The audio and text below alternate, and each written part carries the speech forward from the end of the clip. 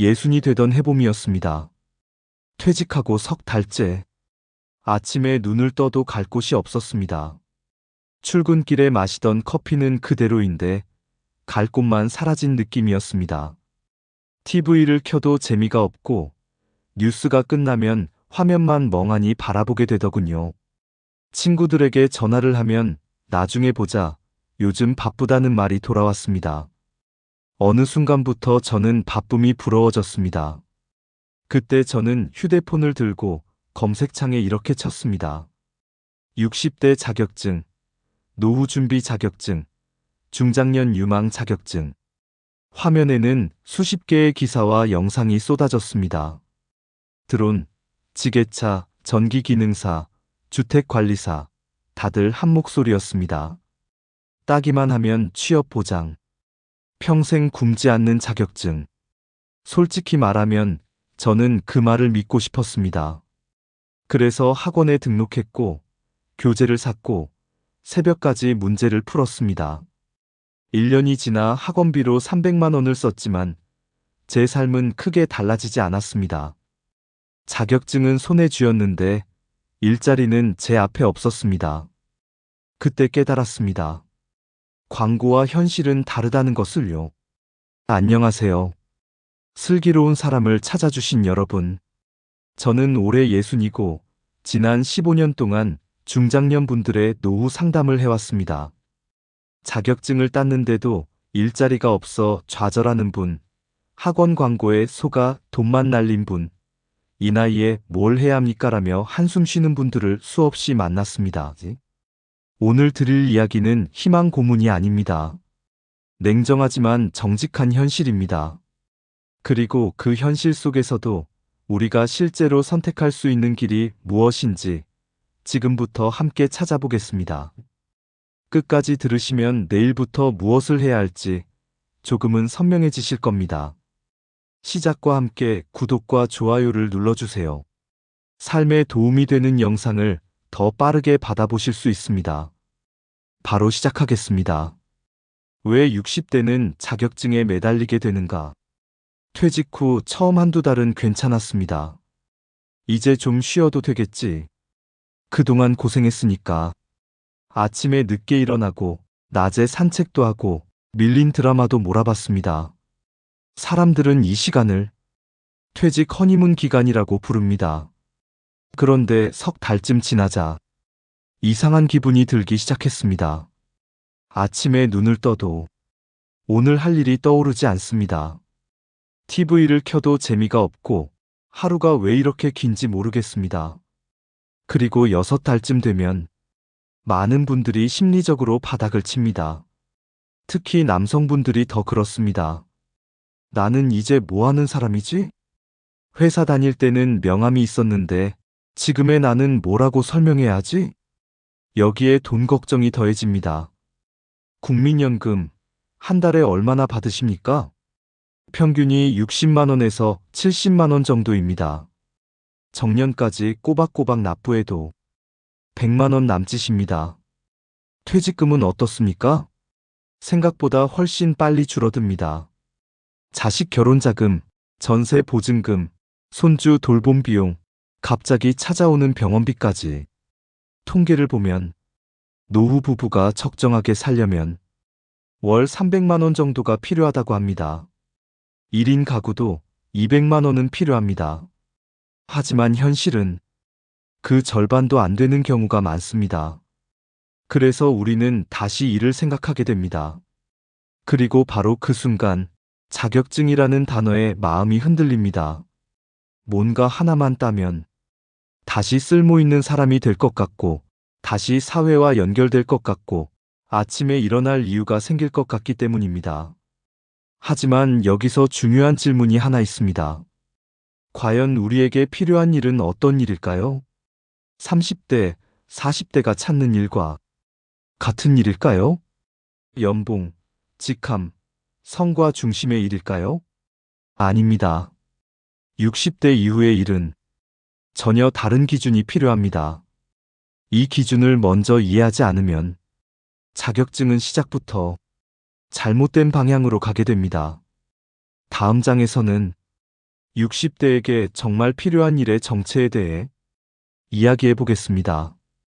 60대에게 정말 필요한 일의 정체. 앞에서 말씀드렸습니다. 60대가 다시 일을 고민하게 되는 이유는 돈 때문이기도 하지만 사실은 그보다 더 깊은 이유가 있습니다. 바로 삶의 리듬이 무너졌기 때문입니다. 회사 다닐 때를 떠올려 보십시오. 아침에 일어나 출근하고 점심시간이 있고 퇴근 후 집에 돌아오던 그 반복. 힘들었지만 그 리듬 속에 우리는 내가 어디에 속해 있다는 감각을 가지고 살았습니다. 그런데 은퇴와 함께 그 리듬이 한순간에 사라집니다. 아침과 저녁의 경계가 흐려지고 요일 감각도 무뎌집니다. 사람은 생각보다 리듬이 없으면 쉽게 무너집니다. 그래서 60대에게 필요한 일은 연봉이 높은 일이 아닙니다. 직함이 멋있는 일도 아닙니다. 우리에게 필요한 일은 이런 일입니다.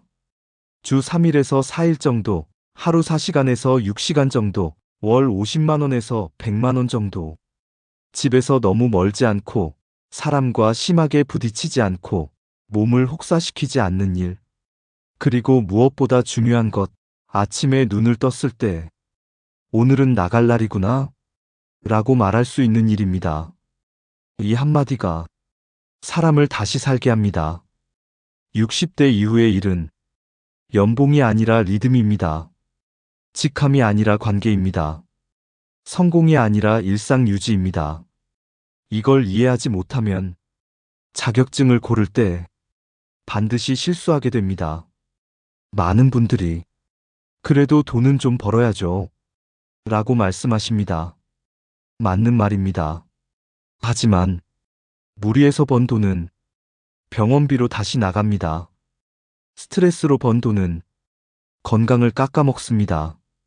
그래서 60대의 일은 얼마를 버느냐보다 얼마나 오래 무리 없이 할 수 있느냐가 훨씬 중요합니다. 이 기준을 세우지 않으면 광고가 말하는 화려한 자격증에 마음이 흔들릴 수밖에 없습니다. 다음 장에서는 바로 그 광고 속에 숨어 있는 절대 피해야 할 함정 자격증에 대해 현실적으로 말씀드리겠습니다. 반드시 피해야 할 함정 자격증. 이제부터는 조금 불편한 이야기를 하겠습니다. 하지만 꼭 필요한 이야기입니다. 왜냐하면 이 부분에서 많은 분들이 시간과 돈을 잃기 때문입니다. 요즘 인터넷과 유튜브를 보면 공통적으로 등장하는 말이 있습니다. 60대도 충분히 가능합니다. 따기만 하면 취업 보장. 평생 굶지 않는 자격증. 이 말들이 왜 위험할까요? 이 말들에는 가장 중요한 정보가 빠져 있기 때문입니다. 바로 실제로 일자리가 있느냐는 질문입니다. 첫 번째 대표적인 함정, 드론 자격증입니다. 미래 산업이라고 합니다. 고수익이라고 합니다. 7분 날리고 200만 원 번다고도 합니다. 하지만 한 번만 냉정하게 보십시오. 워크넷에 들어가 드론 관련 구인 공고를 검색해 보시면 전국 단위로 많아야 3,040개 정도가 나옵니다. 그마저도 대부분은 연구직이거나 특수방재 분야입니다. 일반인이 자격증 하나로 들어갈 자리는 거의 없습니다. 자격증을 따는 것과 일자리를 얻는 것은 완전히 다른 문제입니다. 두 번째 함정, 숲해설가입니다. 의미 있고 좋은 일입니다.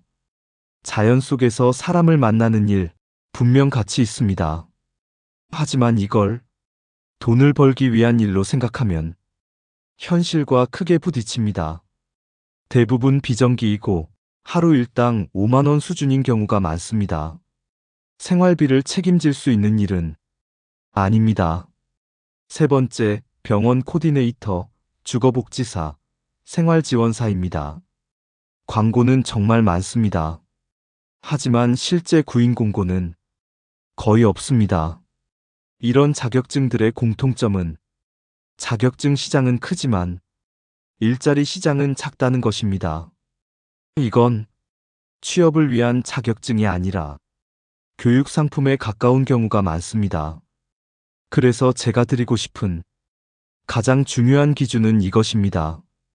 관심 가는 자격증이 있다면 반드시 워크넷에서 구인 공고 숫자부터 확인하십시오. 전국 기준 100개 이하라면 그 자격증은 일자리로서의 의미가 거의 없습니다. 이건 개인 의견이 아닙니다. 노동시장 데이터가 말해주는 냉정한 현실입니다. 다음 장에서는 이런 함정을 피한 뒤에도 여전히 많은 분들이 고민하는 조건부로 가능한 자격증의 진실을 차분히 말씀드리겠습니다. 조건이 맞으면 가능한 자격증의 진실.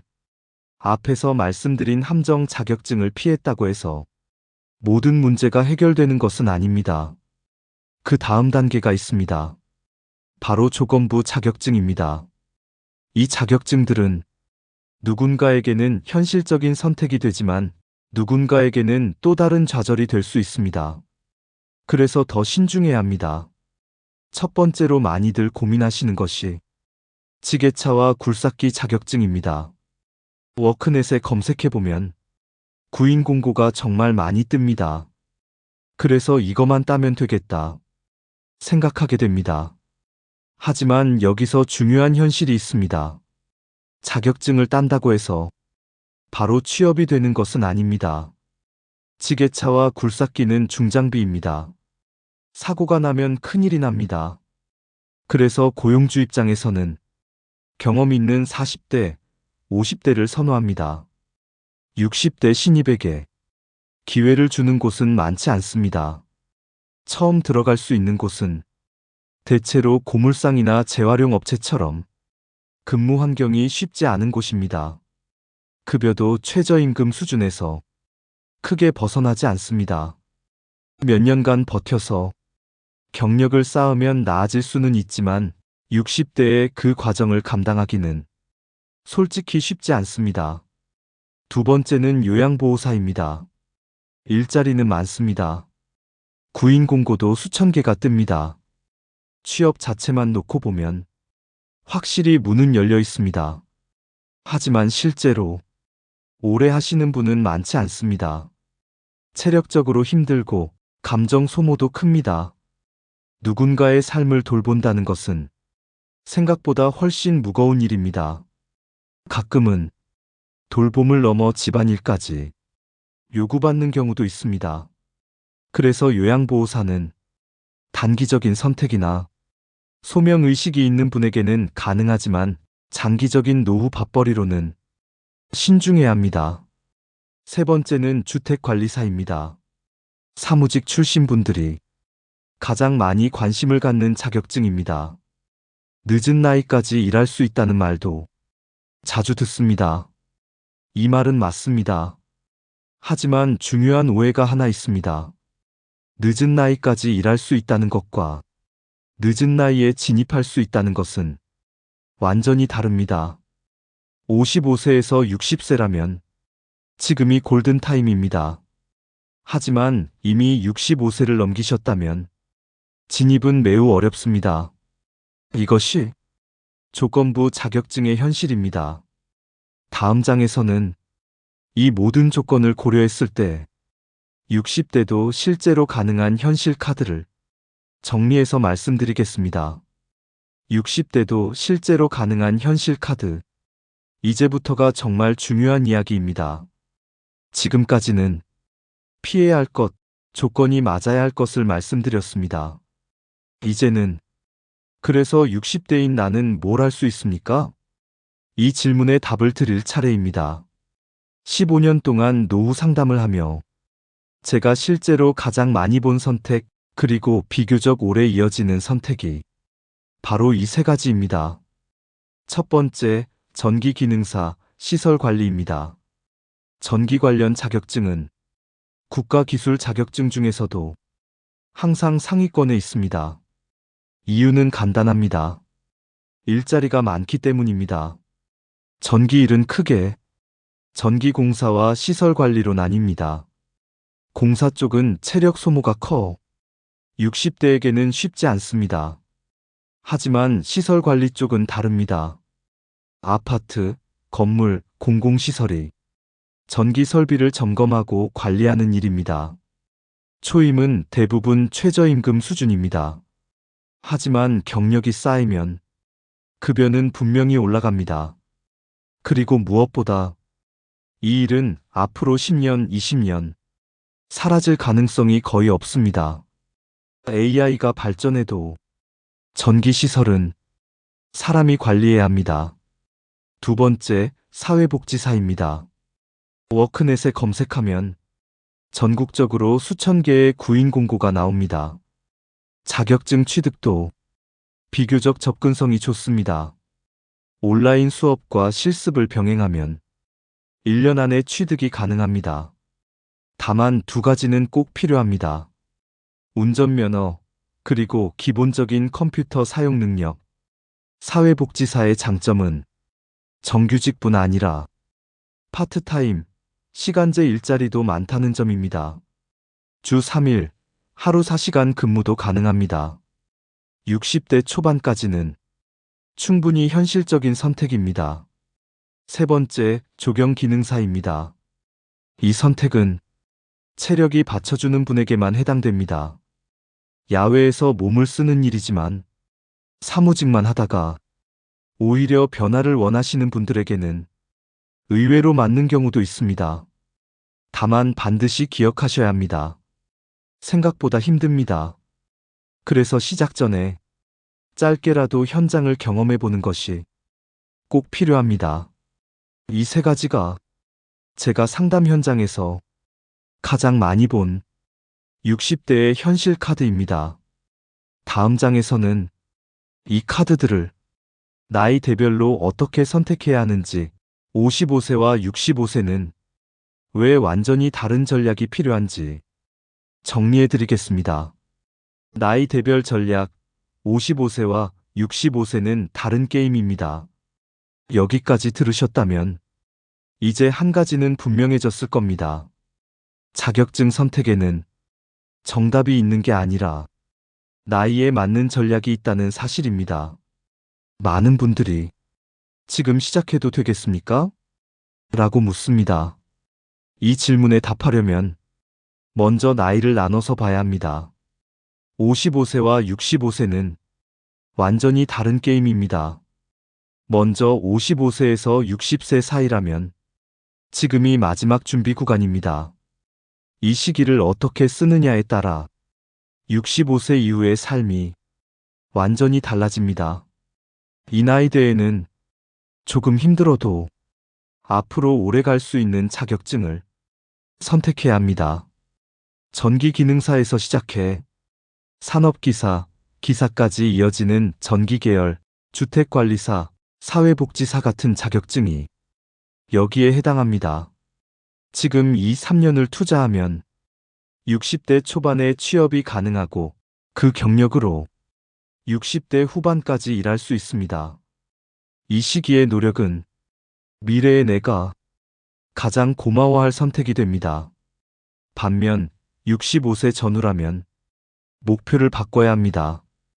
이때부터는 얼마를 벌까가 아니라 얼마나 오래 무리 없이 할 수 있을까가 기준이 되어야 합니다. 65세 이후의 목표는 명확합니다. 주 3일, 하루 4시간, 월 50만 원에서 100만 원. 건강을 해치지 않고 사람과 완전히 단절되지 않고 하루의 리듬을 지켜주는 일. 그래서 이 나이대에는 사회복지사 파트타임, 전기기능사 시설관리, 공공일자리, 경비나 주차관리 같은 선택이 현실적입니다. 중요한 것은 욕심을 줄이는 것이 아니라 방향을 바꾸는 것입니다. 60대의 자격증은 20대의 자격증과 다릅니다. 속도가 아니라 지속성이 중요합니다. 이제 마지막으로 자격증을 고르기 전에 반드시 스스로에게 던져야 할 질문과 오늘 당장 할 수 있는 작은 실천을 정리해 드리겠습니다. 끝이 아니라 다시 시작하는 자리. 사실 저도 그랬습니다. 회사를 나왔을 때 가장 무서웠던 건 돈이 아니라 너는 이제 뭐 하니? 라는 질문이었습니다. 아침에 일어나도 갈 곳이 없다는 사실이 사람을 이렇게 작게 만들 줄은 그때 처음 알았습니다. 아내와 마주 앉아 있어도 괜히 어색했고 친구를 만나도 자꾸 위축됐습니다. 나는 끝난 사람인가? 이제 사회에서 쓸모없는 존재가 된 건 아닐까? 그 생각이 매일 밤 찾아왔습니다. 하지만 지금은 압니다. 그때는 끝이 아니라 다시 시작하는 자리였다는 걸요. 60대의 자격증은 20대의 자격증과 다릅니다. 우리에게는 시간도 체력도 한정되어 있습니다. 그래서 더 신중해야 하고, 그래서 더 현실적이어야 합니다. 자격증은 인생을 바꿔주는 마법이 아닙니다. 자격증은 출발선에 설 수 있는 도구일 뿐입니다. 그 출발선에서 어디로 갈지, 얼마나 갈지, 언제 쉬어갈지는 전적으로 우리의 선택입니다. 인터넷 기사가 말하는 화려한 길이 아니어도 괜찮습니다. 땀 흘려야 하는 길이어도 괜찮습니다. 중요한 건 그 길이 지금의 나에게 맞느냐입니다. 아직 늦지 않았습니다. 지금 이 자리에서 다시 정리하면 됩니다. 오늘 하루를 다음 하루로 이어갈 작은 리듬 하나만 만들어도 삶은 달라집니다. 여러분의 노후가 품격 있고 따뜻하기를 진심으로 응원합니다. 지금까지 슬기로운 사람이었습니다. 끝까지 함께 해주셔서 정말 감사합니다.